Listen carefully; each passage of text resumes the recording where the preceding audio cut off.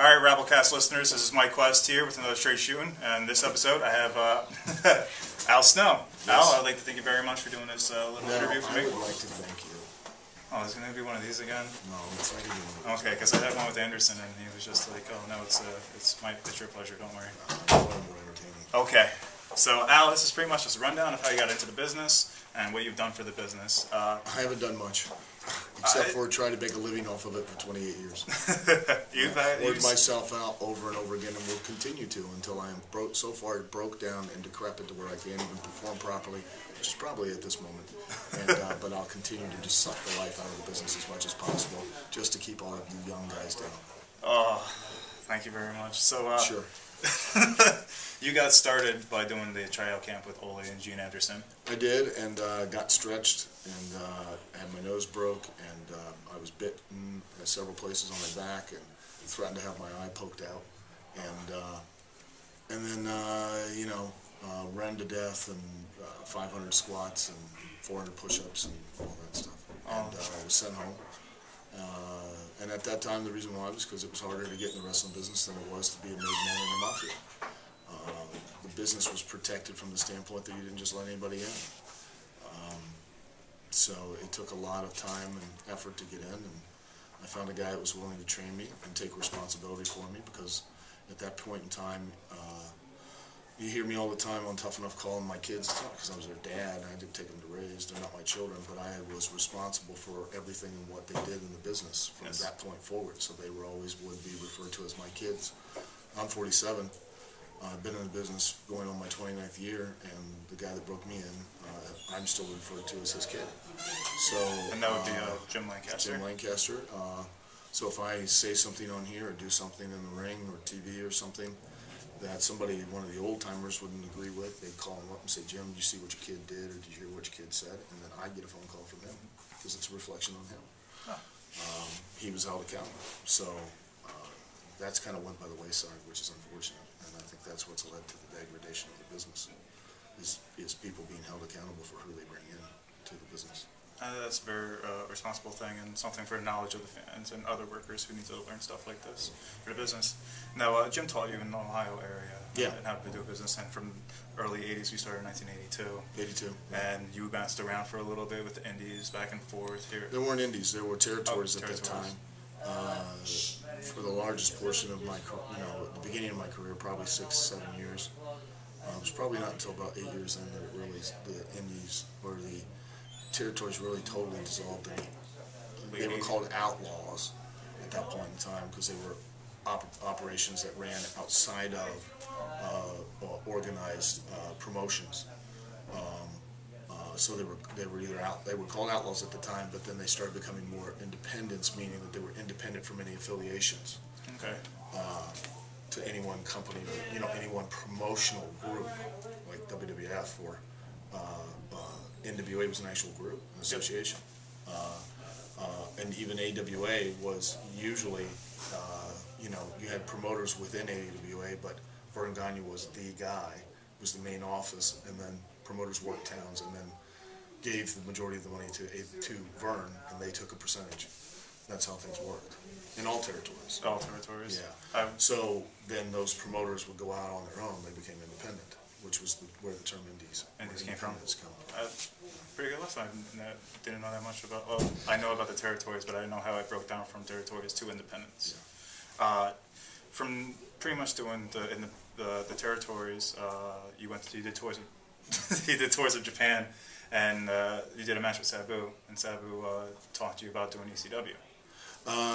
Yeah, I did a match with Sabu, which kind of got me some notice. Plus, I'd trained Dan Severn around the same time for the UFC, and that got some notice.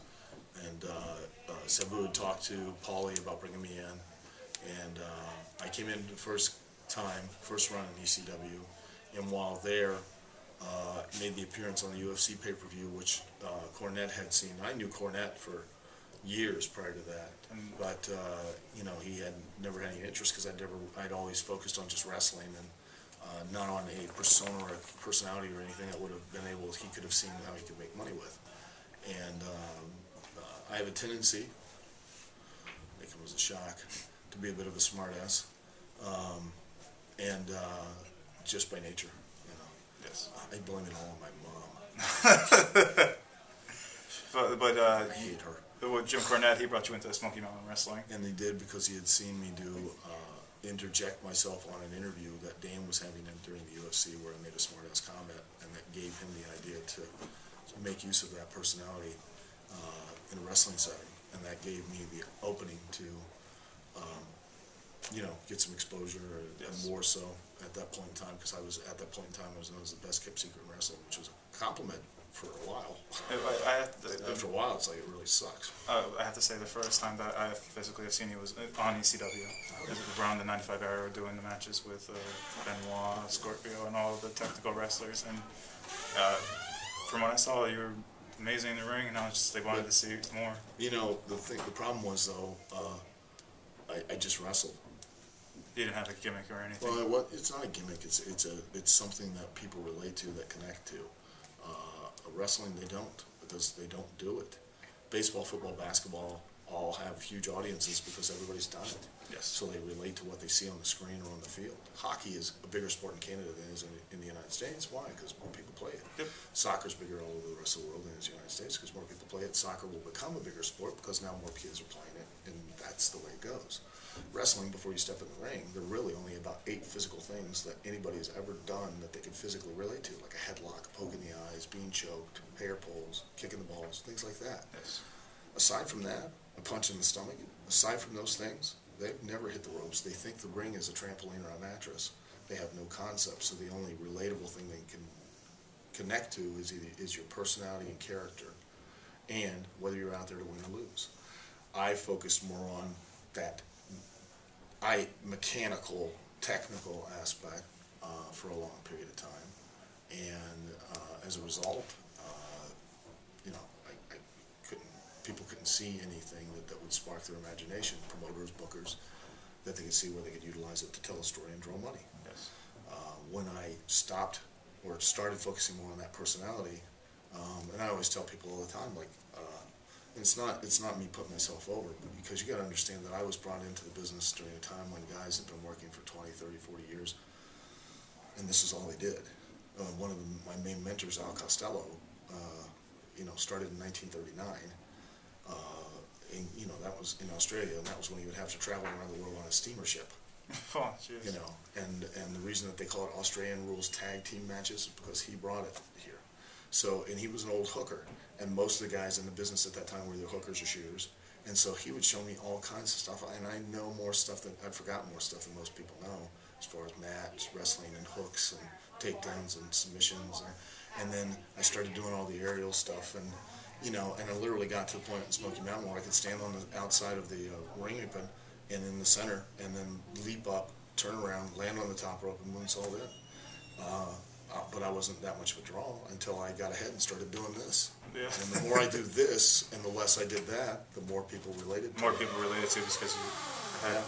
And it doesn't mean that I still can't do any of that stuff. Because that's all people pay to see. So as a result, I just don't do as much as it. We go through all the different characters. When you went to WWE, like when Smoky Mountain pretty much got bought out, or people that were treating wrestlers, you came in and you did so many different characters. And well, I did you did avatars, and then I did Shinobi twice because it was a way to show Vince a character that I was more comfortable with and understood how to work.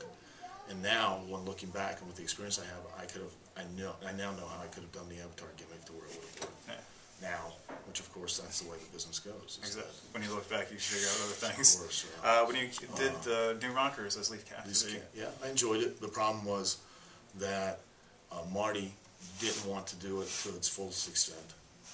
He held back a little just because he didn't want to do it. Well, he found it embarrassing and didn't like it, and thought it was turning the gimmick into a joke, which might have been the case. I don't know. And then you started doing the character of just losing your mind before leaving. Sure, and that was just because I was literally losing your mind. Yeah, and that was my own frustration was born out of me pointing the finger at the wrong place. I should have pointed at myself. Yeah.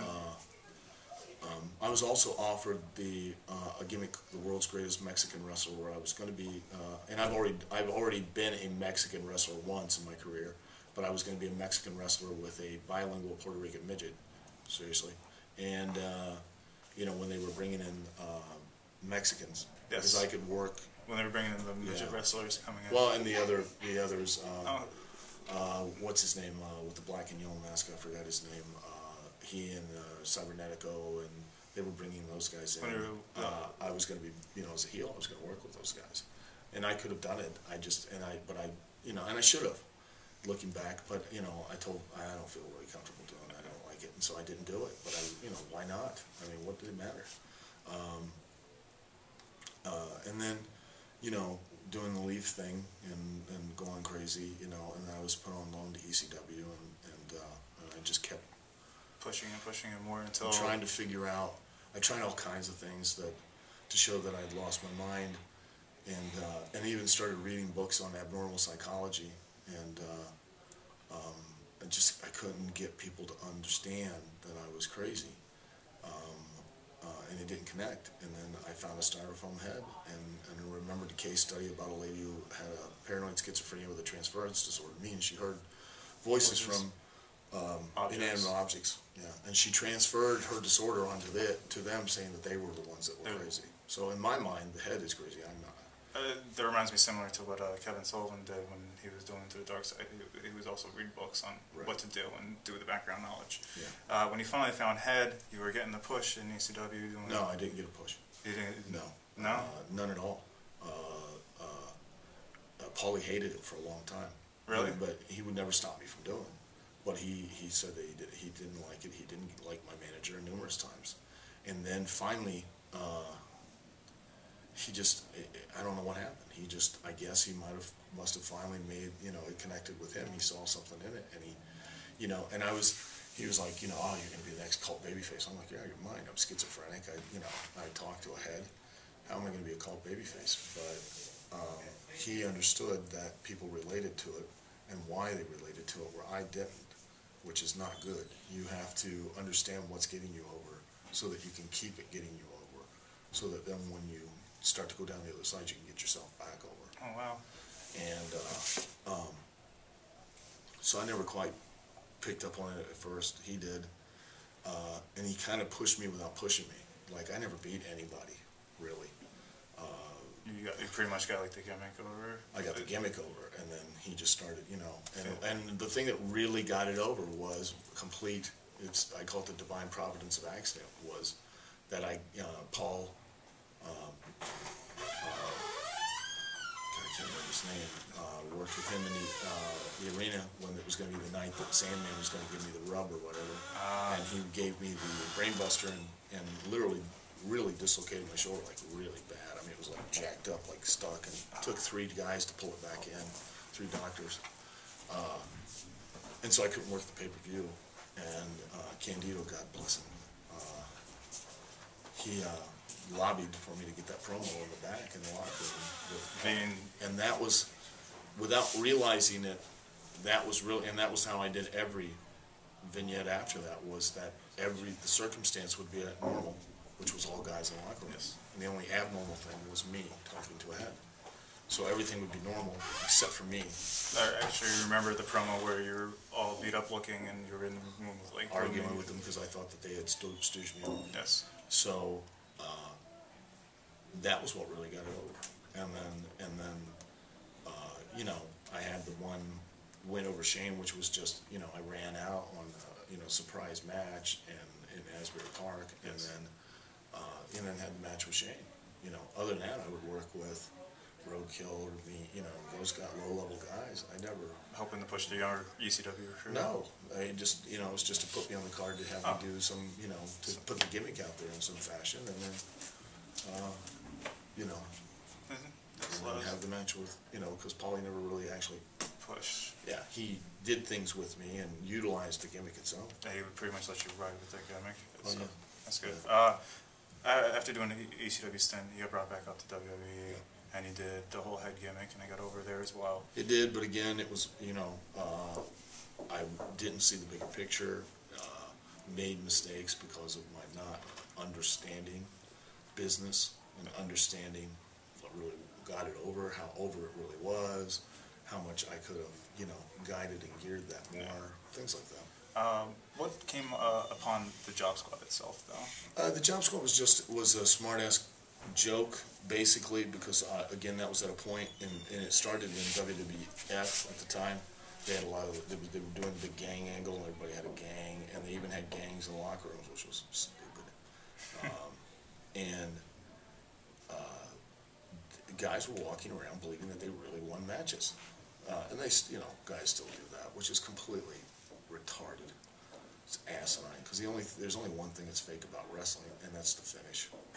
And I never forgot that. That's one thing I never forgot, is that it's the finish that's fake. It ain't nothing else. You ain't really winning, and I ain't really losing, and I ain't really winning, you ain't really losing. You know, and I heard one guy make a remark about, well, who do you ever beat? And I was like, that is the stupidest comment I have ever heard. Because who the hell have you ever beat? The same people he has. Whoever was told to lay down for him. Whoever has to take the job. Because you didn't win. And it's not doing a job. People don't understand. Doing a job was when you didn't want to do business. You don't put a guy over, or you don't help him get his heat. That's doing the job. Yeah, you beat me, but you didn't get over. So you got to understand, you don't bump me. Yes. I don't bump you. So I can make you look like $1 million, or I can make you look like a turd in a punch bowl. I can probably So I can understand either that. get you over, or I can do a job. I understand that. Jobbers were guys that were brought in just as enhancement talent, and they were never on the road, and they weren't part of the territory, and they weren't factored in any fashion or form. I have to say, well, one of my favorite people. But let me finish. Okay. Sorry, The job squad was my way of making a smart-ass remark and reminding guys that you ain't really beating guys. I told Cornette in the cafeteria in front of everyone, I was like, well, I'm going to make my own gang, and we'll call it the job squad. You know, and we're the most powerful group in the company. He's like, he started laughing, how do you mean that? I said, well, Barry Horowitz wrestles Undertaker tonight. Undertaker with tombstones. Even Barry gets up and wipes his head off and walks out. Who had the fucking power in that match? The only reason Undertaker is tombstoning him and he's beating him with it is because Barry agreed to lay down. And a lot of guys forgot that. So that's why you'll see, like, I make these T-shirts and you'll see comments on there like "kiss an asset" in our JOB description. Even when we lose, we win because you pay us. Pin me, pay me. Because I don't care. You know, as long as you pay me, you can do whatever you want. It shouldn't mean shit to me. Because at the end of the day, and I think, and people can say whatever they want, but keep in mind this. There aren't many people in any career right now that can say that they've been in anything for 29 years consistently, and I have been doing this for a living and feeding my family and keeping a roof over their head and putting clothes on their back and sending them to college and doing quite well financially for 29 years, doing this and nothing else. So apparently I must have known something. 100% a lot of people that I hear. I don't have to win to get over. No, a lot of people tell me that I've worked under you from OVW and other people as well. That if you want to learn like the best thing in business on how to do a match or a storyline, or just try to establish by working everything and making everything make sense, you're one of the best people to talk to. That's a nice compliment. It really is. I did an interview with Paul Burchill today, and he talked about how when he got injured and he came back to OVW and you were the head trainer there, he says when he was there with you, all he did was just absorb everything that you said and just sucked it in. Oh, that's nice. It's very, very complimentary. Yes. But, you know, too many people get caught up in the win and loss thing. It's the fakest thing there is. Yeah. And here's a little surprise. People have known that is fake since 1938. So you ain't fooling anybody. No, whatsoever. I don't. When they brought upon the Tough Enough, and you did all the coaching, was it hard for you, like taking these kids and the people that you called your own children, and teaching them all the basics, and only seeing a couple of them get signed or just get like? Most of them did. Most of them did, because Matt Morgan, like when Matt Morgan, he got signed because Josh, and he's still working there. Yes. Matt, Maven, Nydia, Nowinski. I knew who was going to get signed. I knew when they were going to get signed, and I knew how they were going to get signed when nobody else did. And the ones that won were the ones that I picked. Did you have 100% control on everything? Yeah. That's it. I didn't know that. Well, you know, they would, you know, ask me, and if I said somebody shouldn't win, they didn't win. Another great show. Thank you. Thank you very much. Thank you very much. Talk about when they brought ECW back, and then you started doing ECW again, the Yeah, WWE just version briefly. ECW Yeah, just briefly, briefly. and then you got released. When you got released, you became trainer again at OVW. Well, I was still the trainer at OVW during that time. Oh, even during that time as well? Yeah. And then when you finally got released, you did the one little stint on TNA before in 2008. I just came in and did the one little spot, yeah. And now you actually work for TNA. As and an you agent, do yeah. A road agent as well. Yeah. And how is it working for TNA? It's very enjoyable. I mean,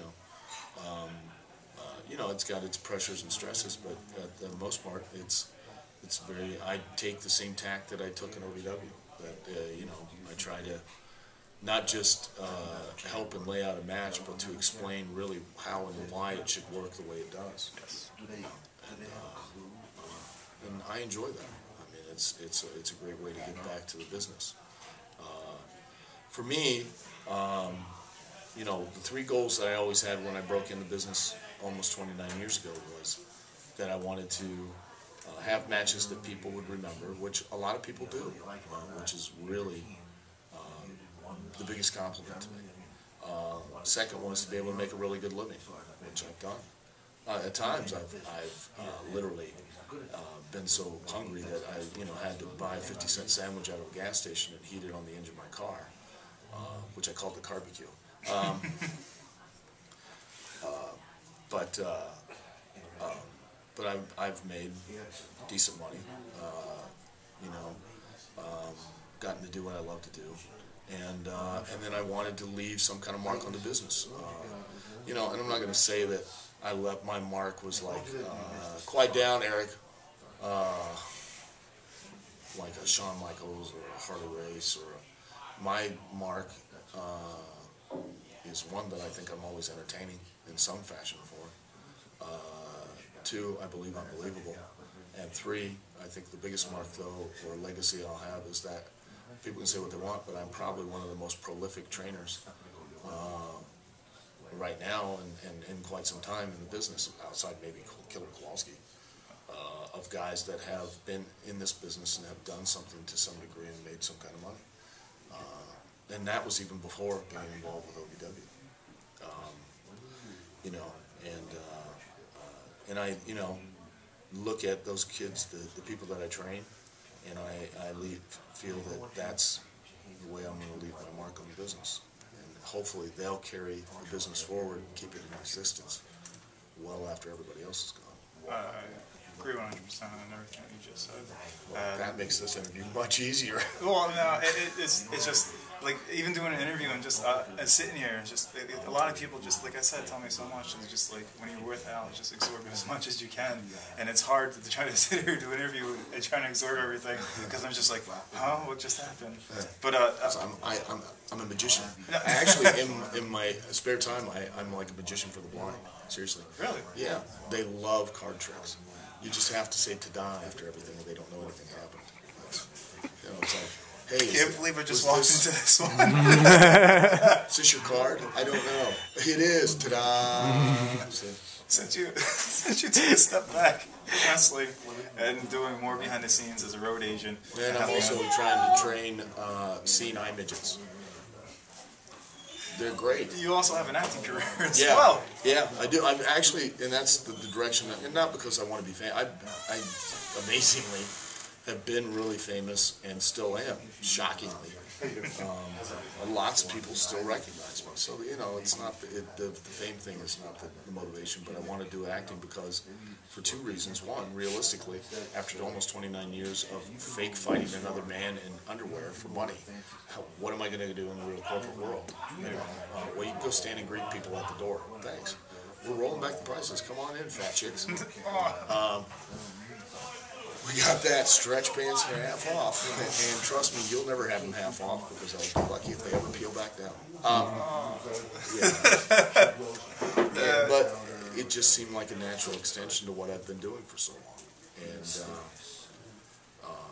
I'm not an actor. but the more I get to do it, the better grasp I have of it, and the more I understand the relationship to what I've already done and the experience I have, and the better I get at it.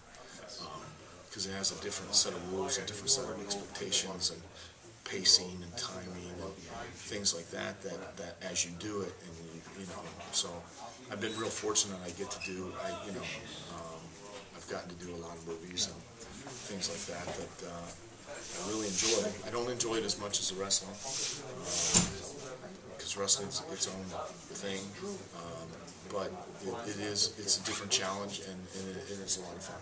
So I'm approaching it much the way I did my wrestling career, and that's, you know, you start doing sometimes movies for no money, and but it's to get the experience, to get the exposure, to meet people, make the connections, and then you build a career. And that's the way I did it in the wrestling business. And you know, if there's any other way, if you could please tell me it, that I can shortcut it, please. I'll be more than happy to do it, because that paying your dues and suffering for your art, I've already done that shit enough. If anybody's got a straight way to the top, please tell me. Yeah. But Al, thank you very much for doing the interview. No, thank you. And is there anything that would you like to plug in?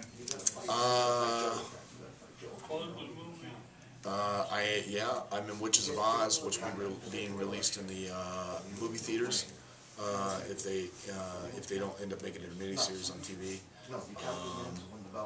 Hopefully around Christmas, but they don't know for sure, because they're still working on the editing and stuff, because they ended up making it into 3D too. Imagine this. And I'm working on a really good movie called Overtime right now, and we're going to probably finish up shooting in the next month or so. And that'll probably take 6, 8 months to probably put together, and that one will be out probably next year. Want to promote TNA?